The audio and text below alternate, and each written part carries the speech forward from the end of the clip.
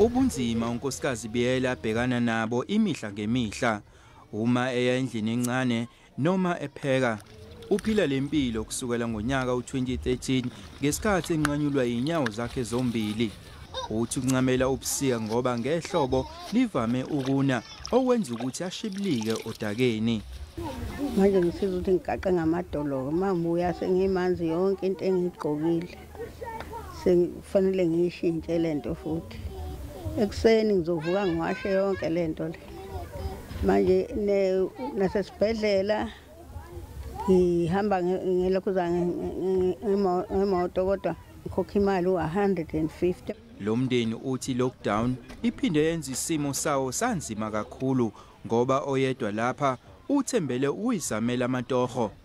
Indlu engadingayo ngoba lapha siminyene futhi ukuthule kuthe du akekho ukuthi ngizozenza lezi ingane ngobezami.